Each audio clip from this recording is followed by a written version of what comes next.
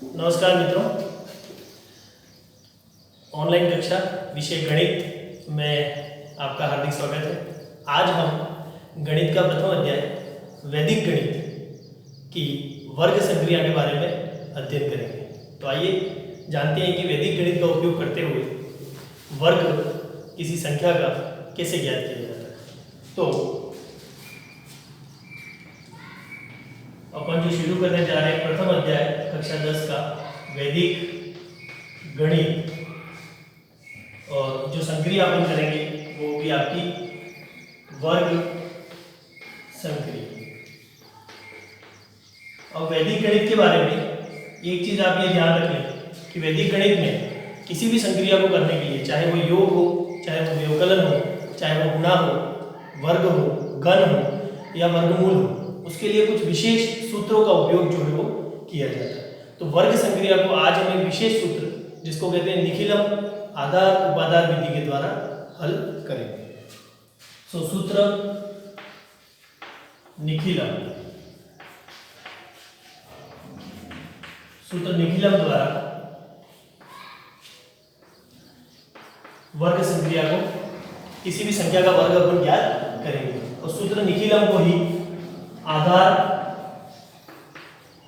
उपाधार विधि कहा जाता है।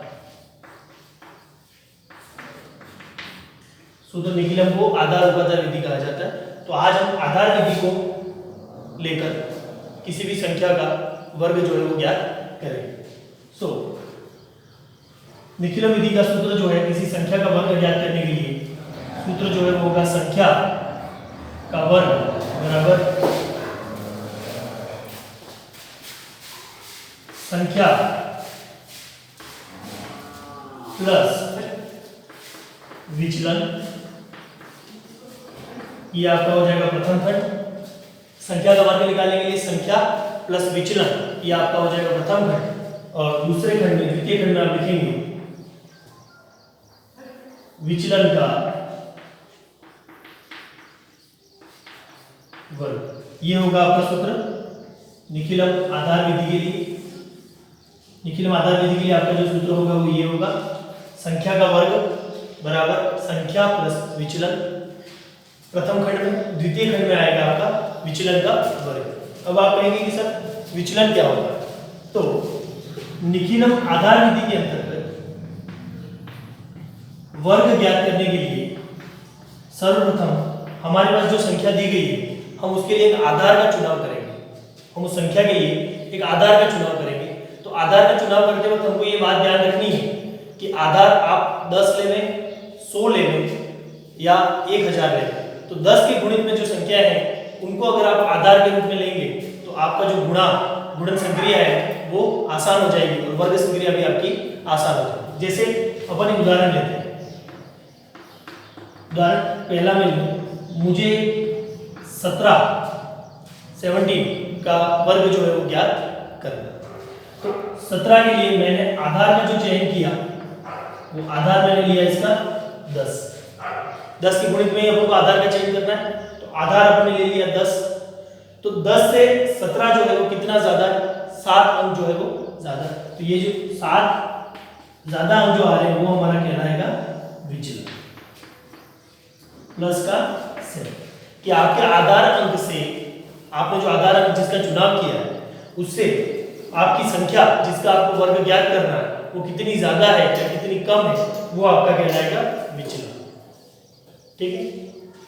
तो 17 के लिए अगर आप आधार का चुनाव करेंगे तो कितना होगा 10 और विचलन कितना हो जाएगा 7। इसी तरीके से दूसरा उदाहरण लेते हैं। दूसरे उदाहरण में अपने संख्या ली 15। 15 के लिए आधार क्या हो जाएगा आपका, आधार हो जाएगा आपका 10 और विचलन 15 10 से कितना ज्यादा है 5। तो विचलन आपका हो जाएगा प्लस 0.5। इस तरीके से आप 10 ही आधार ले सकते हैं कि दूसरे नहीं ले सकते, बिल्कुल ले सकते हैं। तीसरे उदाहरण में अपन लेते हैं 97। इस अंक के लिए मुझे आधार का चयन करना है।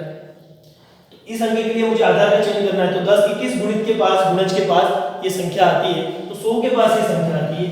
तो आधार हमने यहाँ पे कितना ले लिया, 100 ले लिया 100। तो 100 से अब 97 जो है वो कितना कम है, 3 कम है। तो विचलन जो है वो आपका यहाँ पर आ जाएगा विचलन -0.3। तो इस तरीके से किसी भी संख्या के लिए आधार और उसके विचलन का जो है वो चयन किया जाता है कि आधार का चयन आपको करना है जो 10 के गुणित में होगा। 10, 100 या 1000 आप आधार ले लेंगे तो आपके लिए वर्ग संक्रिया करना आसान होगा, और उससे ये संख्या जितनी ज्यादा है जितनी कम है जिसका आपको वर्ग निकालना है वो आपका किसमें आ जाएगा, विचलन में आ जाएगा।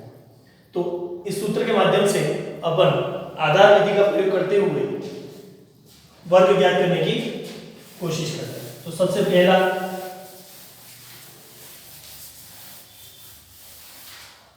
सबसे पहली संख्या अपन लेते हैं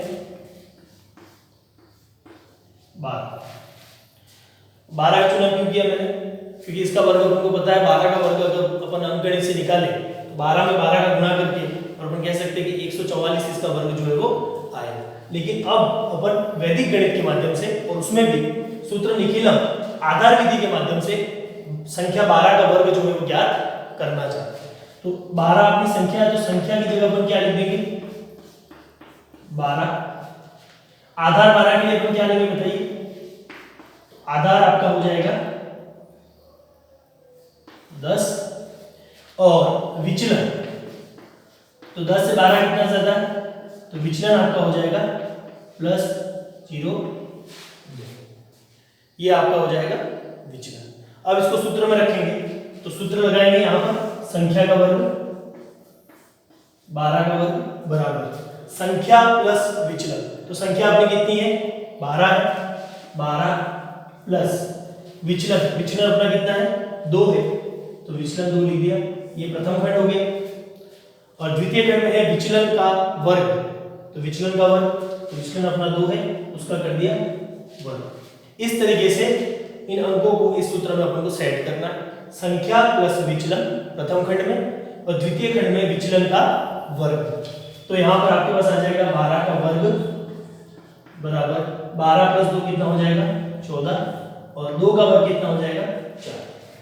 अब यहां से एक बात अपन ध्यान देंगे क्या कि निखिलम आधार विधि या निखिलम सूत्र ये कहता है कि आपके आधार में जितने भी जीरो हैं, आपके आधार जो आपने लिया है उसमें जितने शून्य हैं उतनी संख्याएं यहाँ प्रथम खंड में जो है वो रह सकती है। तो आधार में अपने शून्य कितना है, 1 शून्य है, तो प्रथम खंड में कितनी संख्या रहेगी, 1 संख्या रहेगी और एक ही संख्या अपने पास आ रही है, तो अपन इसको लिख देंगे 12 का वर्ग बराबर 144। तो ये आपका हो जाएगा आंसर। इस तरीके से निखिलम विधि, निखिलम आधार विधि का प्रयोग करके अपन किसी भी संख्या का वर्ग जो है वो ज्ञात कर सकते हैं। अब एक 100 आधार मानकर अपन वर्ग ज्ञात करने की कोशिश करते हैं। तो अगली संख्या मैं लेता हूं 103, सवाल नंबर 2। अगली संख्या अपन मिली 103। 103 संख्या 103 का वर्ग अपन को निखिलम आधार विधि द्वारा ज्ञात करना है। तो इसके लिए सबसे पहले यहां पे लिखेंगे फिक्स पैटर्न से सवाल करना है। संख्या पर लिखेंगे 103 आधार। अब 103 10 के किस गुणज के पास में आता है, 103 100 के पास में आता है, तो आधार अपने ले लिया 100 और विचलन जो है वो आपका हो जाएगा 100 से 103 कितना ज्यादा है, तो 3 ज्यादा है, तो विचलन आपका हो जाएगा प्लस का 3।